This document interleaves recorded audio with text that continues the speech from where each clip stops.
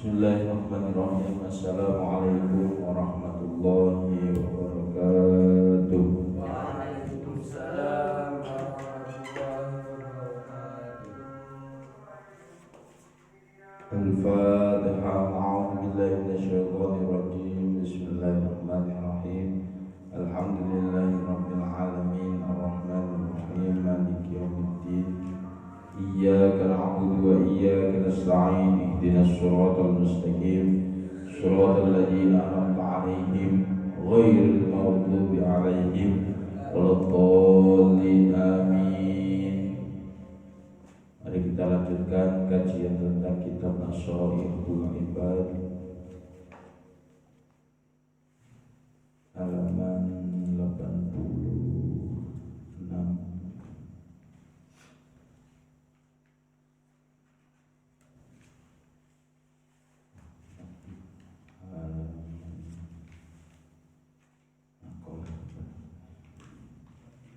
Bismillahirrahmanirrahim.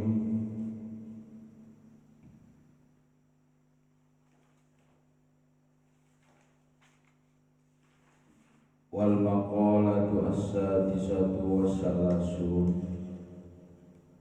Maqalah kang kaping 36 halaman 92. Maqalah yang nomor 36. An Luqman Hakim annahu qala libnihi, dari Luqman untuk anaknya, ya bunayya, anak cilik ingsun, innan nasa, setuhune menungso iku salah satu aslatin, ada 3 perkara,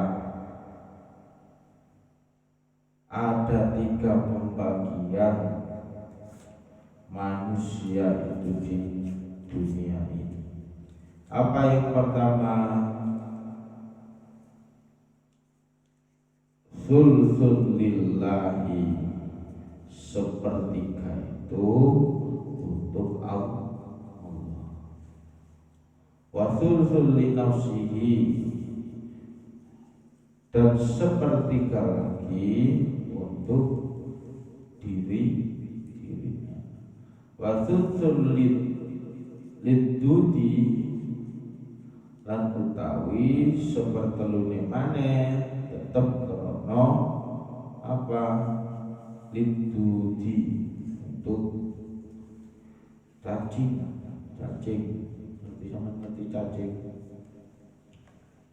Fa amma ma huwa lillah, ya. Fa amma mongko anapun utawi barang, fa amma ma mongko anapun utawi barang walillahi, kang utawi iku tetep krana Allah, farruhu, yaiku apa? Ruh. Fahuwa roji'un lillah, roh itu roji', bakal kembali kepada Allah Ta'ala. Jadi sahabat Luqman mengatakan bahwasanya hidup di dunia ini, mengatakan ada 3/3, sepertiga untuk Allah, sepertiga untuk dirinya sendiri, dan sepertiga lagi ya untuk cacing. Lah, ini hanya perumpamaan saja dan penyebutan. Sepertiga untuk Allah itu maksudnya gimana?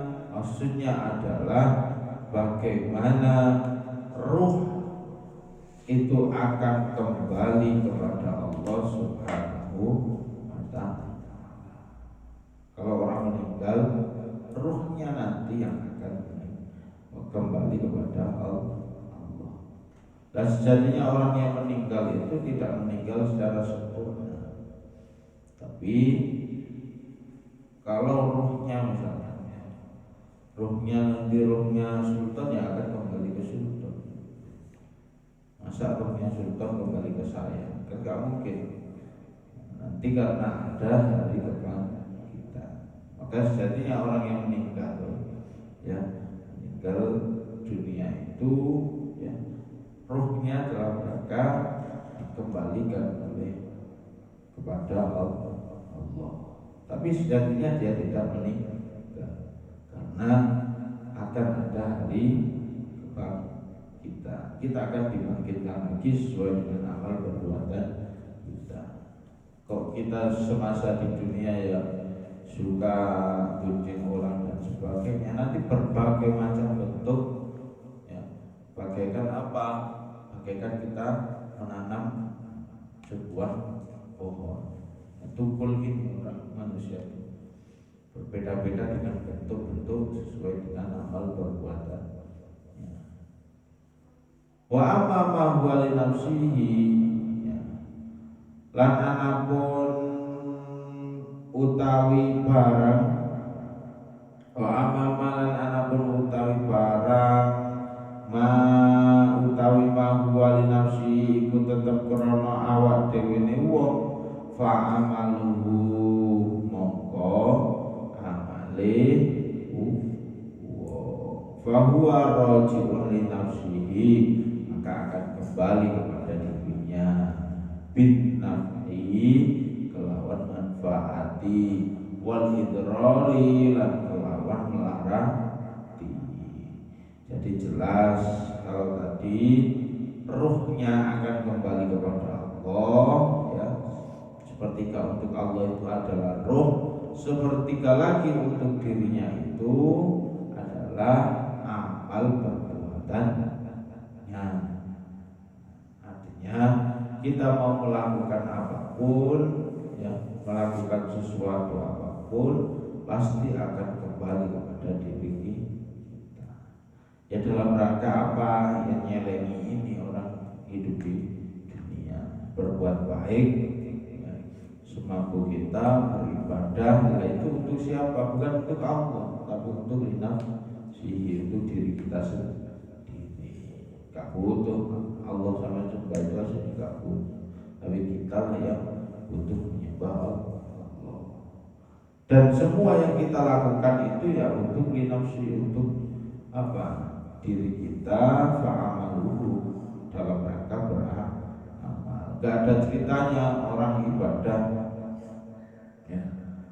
Gak ada ceritanya dia ibadah tapi apa? Tidak untuk dirinya. Artinya semua akan kembali kepada dirinya masing-masing.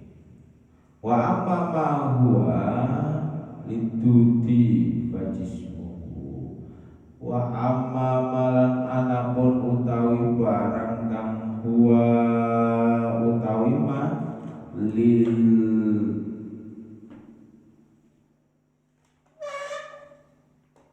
madudi krana saking apa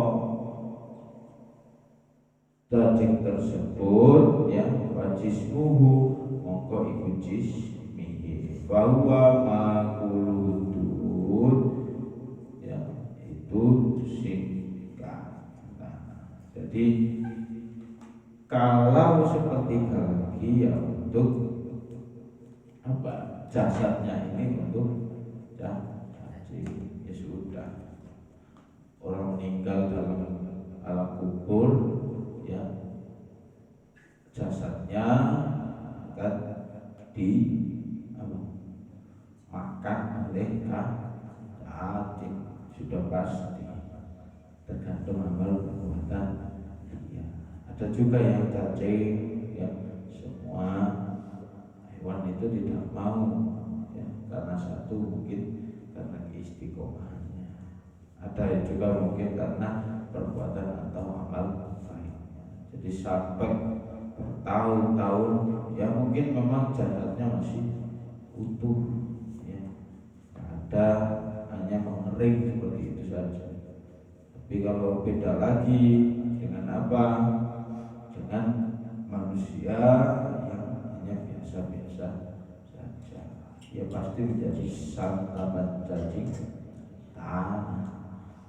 Maka di sini sejatinya kata Luqmanul Hakim, bahasanya manusia ini punya 3 perkara. Salah satunya roh.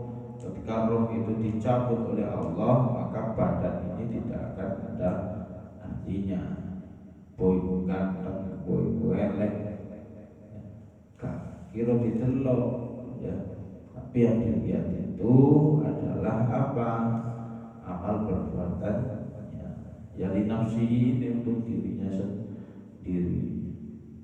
Jasad pun juga tidak dibutuhkan oleh Allah.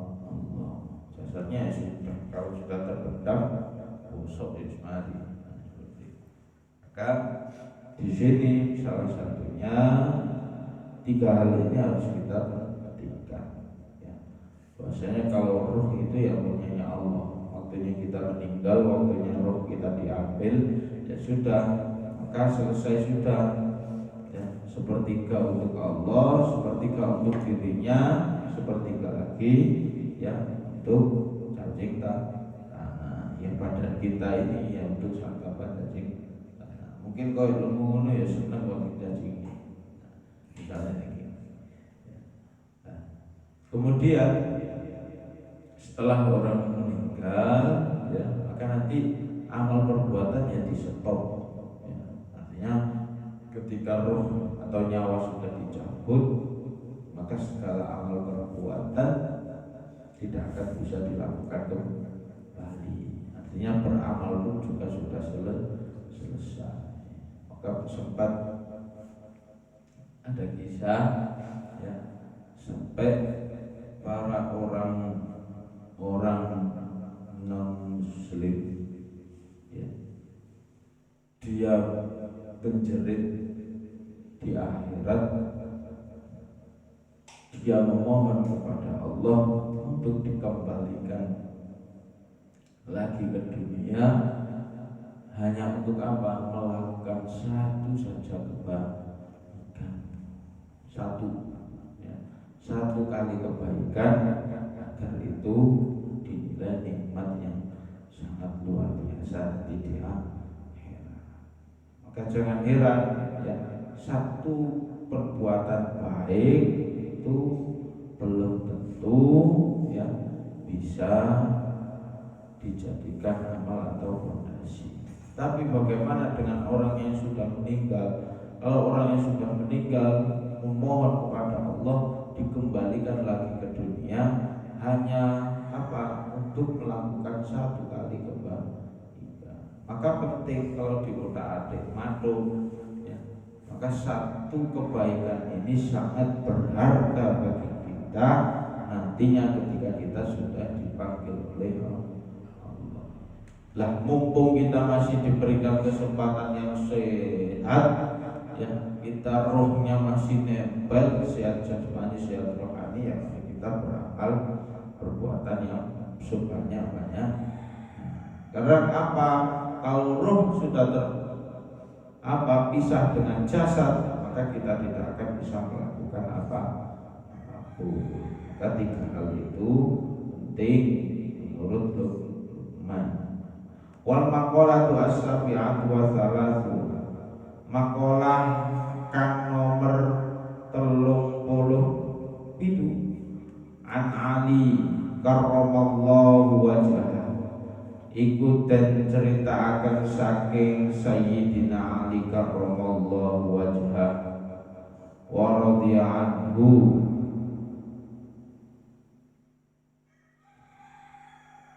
qala thalathun yazida fil hifdi,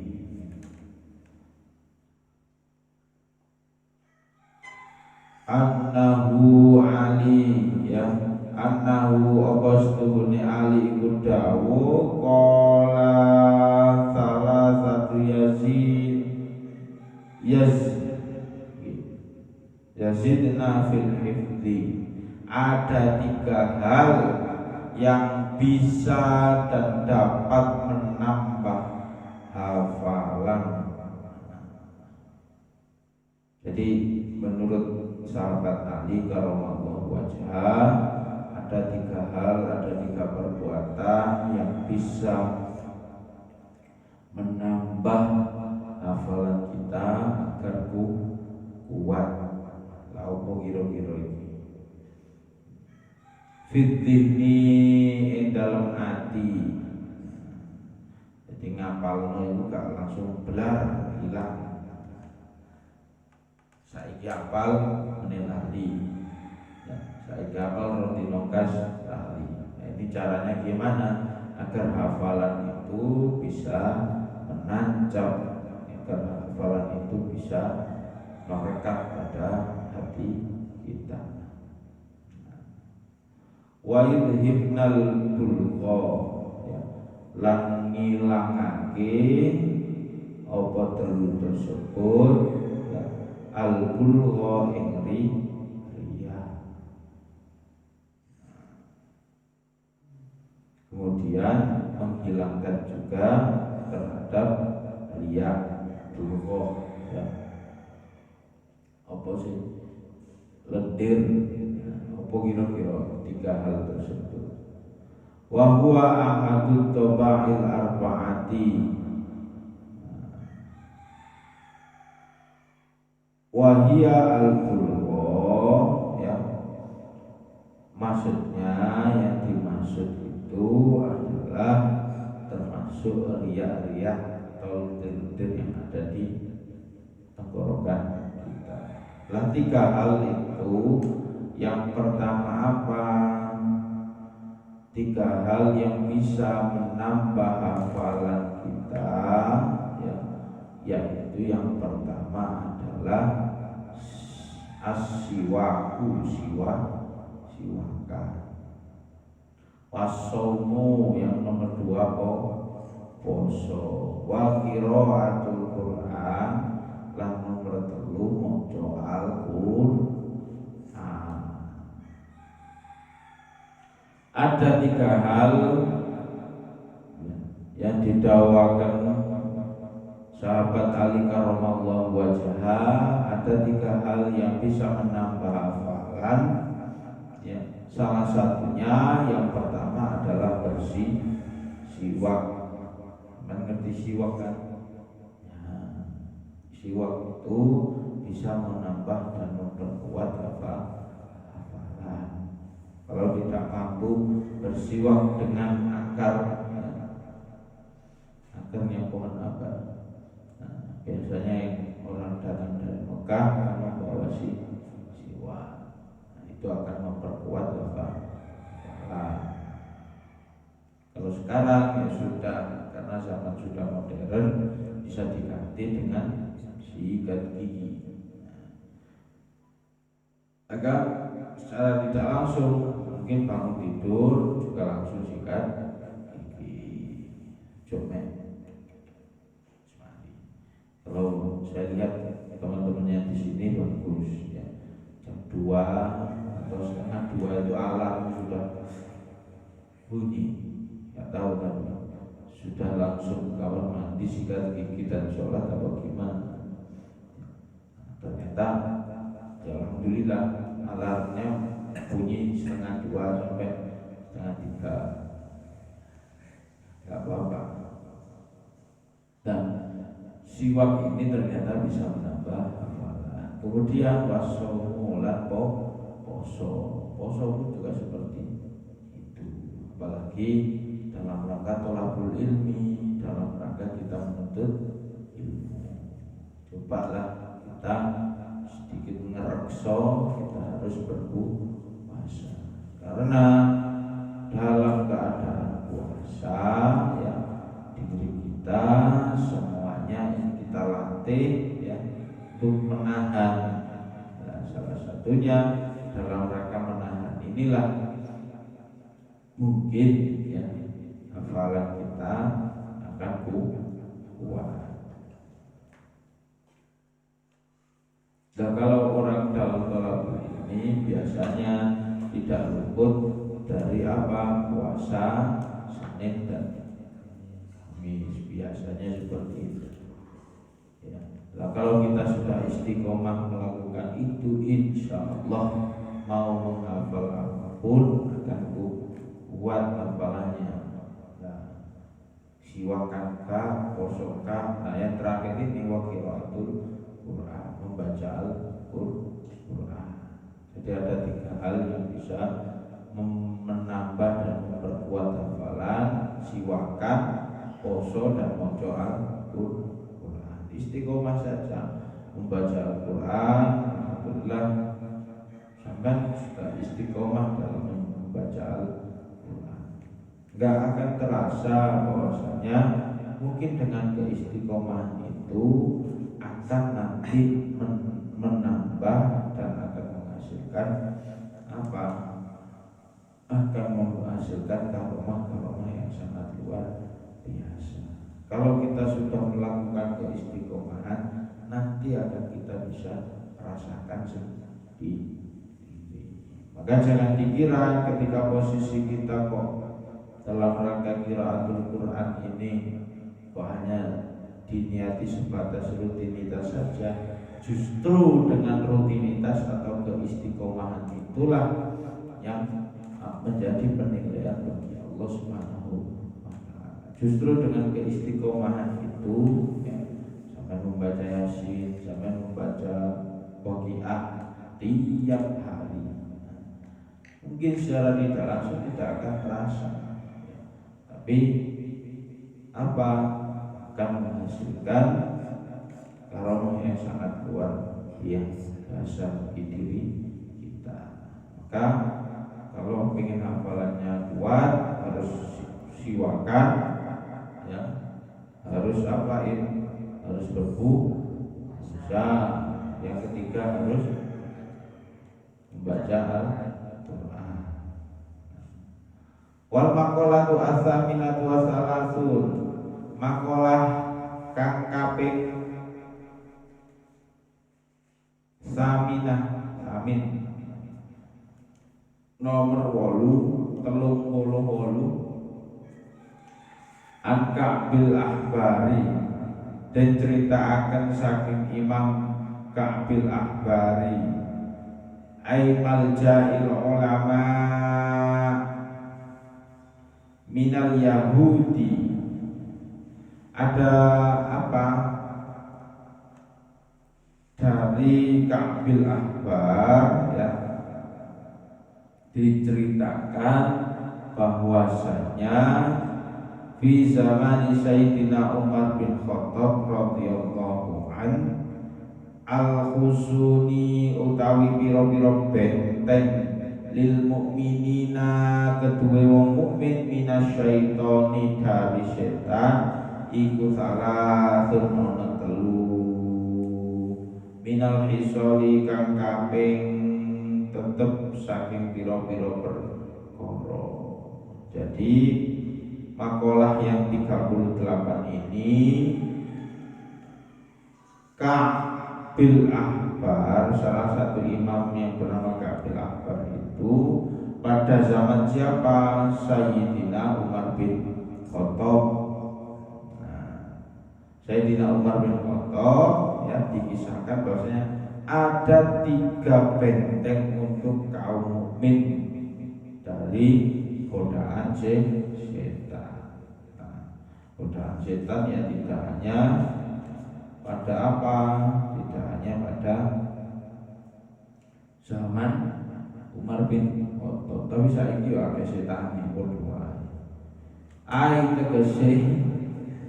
Tegese benteng tersebut alati kang tamnaul mukminina nyegah apa pira-pira wong mukmin wa tafalulan ngrekso apa atine mukmin minasyaitoni saking setan iku salah ana 3. Wal hisnu huwa al-makanu al-murtafi'u alladhi yamna'u aduwan wal hisnu aidan salahun fil asasi. Lah tiga hal tersebut salah satunya yang bisa membentengi manusia dari setan itu siapa? Al-masjidu hisnun. Masjid itu bisa menjadi benteng bagi kita dari serangan setan-setan yang terkutuk. Karena apa? Li'annahu mahallul zakirin. Karena setuhune masjid itu apa? Mahallul zakirin, tempatnya orang berzikir, ya. Bukan hanya orang, tapi wal malaikat dan para malaikat. Lah kok masih ada orang yang di dalam masjid kok turu misalnya, padahal posisinya buat berzikir. Artinya apa sih? Bukan seperti itu saja, ya. Tapi masjid ini menjadi benteng bagi diri kita dari serangan apa? Dari serangan para setan.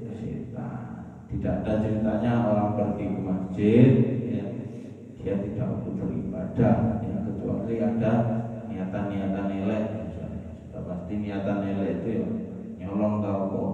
Nah, tapi sejatinya kalau dia pergi ke masjid ya untuk beribadah. Maka terlepas nanti di masjid kok terus setengah ngantuk, nah, itu mungkin setan yang menggoda atau justru malah diri kita sendiri terbawa dengan naluri enak dulu. Maksudnya lalu setan, ya, tidak semua salah setan. Sampai ini kan di tempat atau di masjid ya sudah jelas-jelas kita berpikir, ya dalam niatan ya sudah bagus. Tapi kalau dalam endingnya, ya artinya dalam perjalanannya kok ada lika-liku, maka itu hal yang lumrah. Tapi proses membuat diri kita semangat dan pergi ke masjid untuk beribadah, untuk berjamaah, itu sudah sangat luar biasa. Jadi benteng yang pertama adalah masjid. Lalu benteng yang kedua apa? Kata Imam tadi, wa dzikrullahi hisnun. Maka benteng yang kedua adalah berzikir kepada Allah Subhanahu wa ta'ala. La simayyan la haula wala quwwata illa billah. Jadi omongane zikir iku apa? La haula wala quwwata illa billah. Jadi kita zikir, ya, memuji kepada Allah Subhanahu wa ta'ala. Ini sudah kita lakukan, ya, bahwasanya zikir ini tidak hanya menutup ya satu waktu saja, tapi setiap waktu kita bisa berzikir. Maka boleh-boleh saja, mungkin sambil bungkus makaroni ya sambil berzikir subhanallah subhanallah, ya, nelpon makaroni subhanallah subhanallah subhanallah. Seperti itu juga bisa, ya. Di samping kalau guyonan ya apik, di samping kalau pikiran ya apik. Nah, tapi tergantung ada niatan masing-masing, seperti itu saja. Kemudian benteng yang ketiga itu adalah apa? Wa qiraatul Qur'anil hisnu. Membaca Al-Qur'an itu ya termasuk benteng diri kita untuk apa? Membentengi dari setan. Ya termasuk apa? La simayan ayatul kursi, termasuk membaca ayat kursi. Kama huwa al mujarrabu minggu dicoba ya seperti itu. Jadi membaca ayat kursi pun itu juga bisa membentengi diri kita dari setan ya. Bukan ayat-ayat artinya ayat untuk mengusir setan, tapi dalam artian orang yang mampu membaca Al-Quran, orang yang sudah mampu di lingkungan masjid, orang yang sudah berzikir, insya Allah setan tidak akan mengganggu diri kita. Perkara kalau dalam perjalanannya kita masih males, berarti itu proses dari diri kita untuk melawan nafsu kita. Perkara kalau kita sudah di lingkungan masjid, kok kita sudah melakukan zikir, kok kita sudah membaca Al-Quran, dalam hati kita masih resah, maka ada kesalahan yang harus kita perbaiki. Apakah ini salah setannya, ataukah salah usernya, atau salah manusianya? Nah, ini tergantung pada diri kita. Maka 3 hal tersebut juga harus kita perhatikan. Semoga kita dalam menjalankan ibadah di dunia ini digampangkan, dipermudah oleh Allah Subhanahu wa Ta'ala. Lebih-lebih bagi yang proses mencari ilmu, semoga ilmunya bisa diberi kebermanfaatan, kekuatan ilmu dalam menghafal maupun dalam mempelajari ilmu yang dilakukan di sekolah ataupun tempat perkuliahan. Wal maqalatu astasyatu wa thalathun wallahu a'lam bissawab.